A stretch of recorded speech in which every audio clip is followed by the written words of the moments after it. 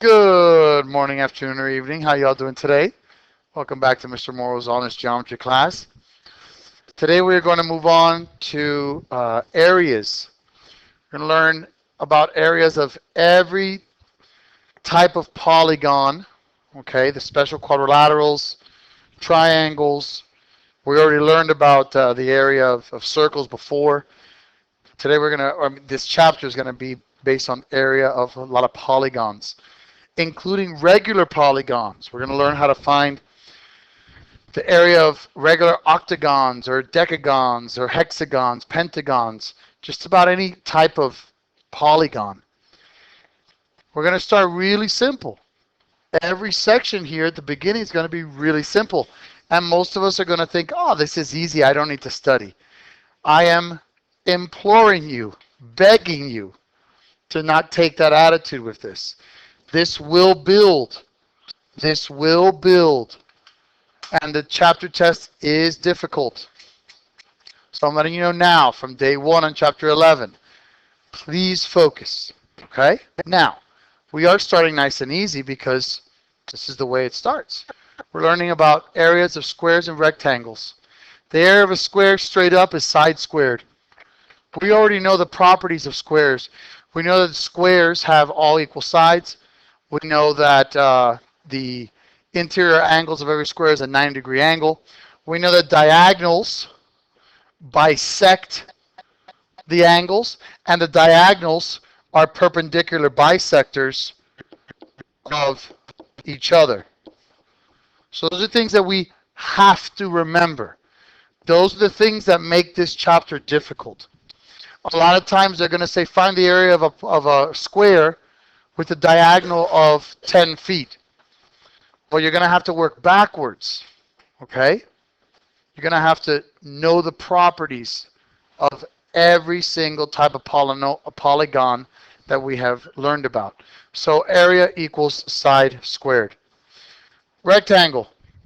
Rectangle equals length times width or base times height, depending on the lettering or nomenclature that they give you. Please remember that rectangles are parallelograms. So if it's a parallelogram, opposite sides are congruent. Opposite sides are parallel. But it's a parallelogram with right angles. So all of the interior angles of a rectangle are 90. And also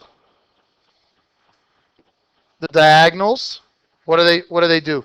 What's special about the diagonals? Well, the diagonals are congruent. Diagonals are congruent, right? Guys here? Right? Okay. Do they particularly bisect each other, though? No. Okay. So be careful with that, okay? You've got to know the intricacies of all of your polygons. Please be careful with that. So the diagonals are congruent.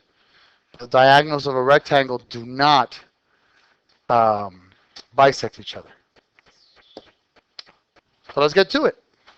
Bam. First type. Find the area of this rectangle. Okay, well, let's think about this. You have BZ, okay, which is 13. That is a diagonal. YZ is one of the sides of the rectangle, which is 5. I need to find this side here before I find my area. Well, hopefully remember there's a 5, 12, 13 triangle. So x equals 12. So my area is 12 times 5, which is 60.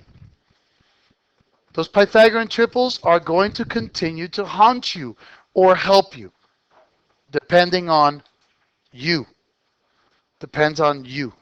Okay? So please be careful with that.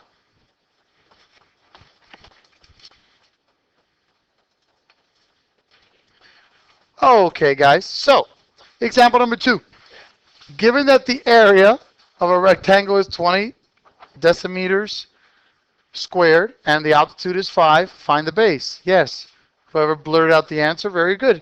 It's 4. How? Well, area equals base times height. If area is 20, it equals 5x divided by x. All right, come on, Morrow. That was weak. Divided by 5. X equals 4. Done. That's simple. Okay? Very simple.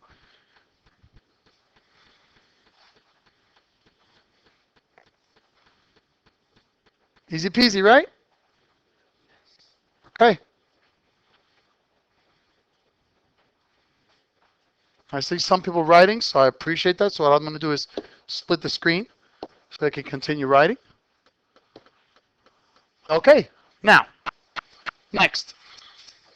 Find the area of the shaded region. Okay. Let's go ahead and say that everything inside of here is the actual shaded region. Okay. I want to find the area of this figure. Okay. When you have situations like this, gentlemen, are we done with example 2? Because some people squinting. Okay. When you have a situation like this, guys, where you have missing pieces and you have to find an area, remember the following. Remember that the whole equals the sum of its parts. So what does that mean? Well, if I take this whole entire rectangle here, it is made up of the blue shaded area plus this little green empty space plus this little green empty space. Does that make sense, guys? That whole area is made up of that blue shaded region plus that empty green space there. Right? Okay. So what do you think would be the procedure to find the area of just the blue shaded region? Yes, sir. Perfect. I couldn't have said it better myself. Okay? What you have to do in these particular situations is the following, guys. First, find the whole entire area. Okay? The whole entire area. And the whole entire area, well, from here all the way down to here, it's 8. Because 6 plus 2 is 8. And from here to here, it's 3 plus 7, which is 10, plus this little piece here, which is 2. So that's going to be 12. So my whole entire area here is 96 units squared. That's what's happening here.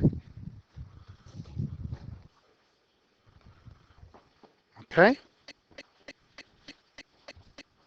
Now, step 2, exactly like my boy just finished saying, you're going to go ahead and subtract the area from the missing spaces, which are, go ahead and label it.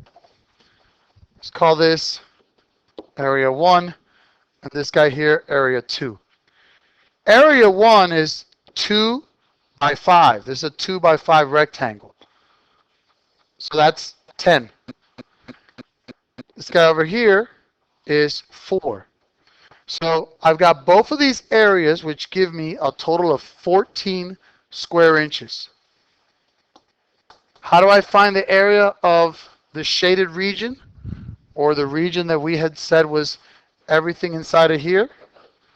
We go ahead and take the whole area, 96, minus the area of the missing pieces, which is 14, and it gives us 82 square units.